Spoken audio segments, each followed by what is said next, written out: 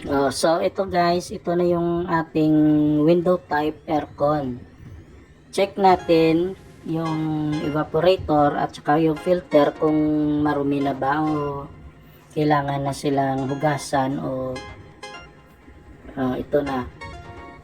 Yan yung filter natin. Ito yung sumasala dun sa sinisip-sip niya na room temperature na hangin, meron kasamang alikabok. Yan yung pumifilter sa alikabok. Tapos ito yung evaporator.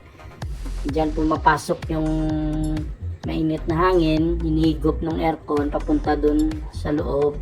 Tsaka nire-recycle niya, bubuga din papunta sa loob ng kwarto or ng room yung malamig na hangin.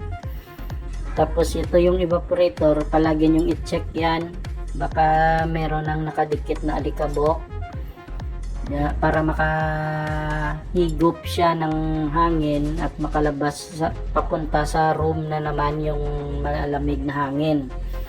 Yan, dapat palaging malinis yan, kasi pag hindi, yan yung kadalasang dahilan ng pag ice or merong ice build up dyan sa evaporator.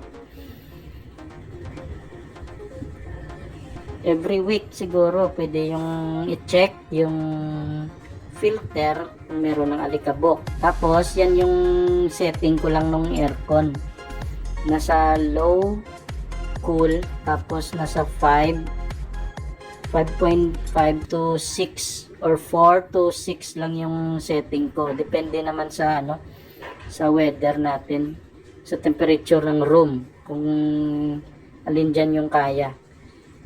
Hindi ko na fino-full yan kasi parang hindi na naman ma-reach talaga yan eh. Okay na ako dyan hanggang 6. Yan.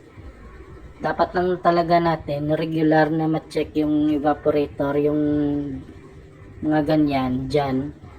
Diyan kasi yung parating nagbabara yung yung mga alikabok galing sa room natin eh. Hinihigop niya kasama yung hangin. Yan lang mga loads ang i-check niyo palagi. Pwede niyang tubig tsaka toothbrush yung panlinis diyan. Weekly siguro, depende kung marami ng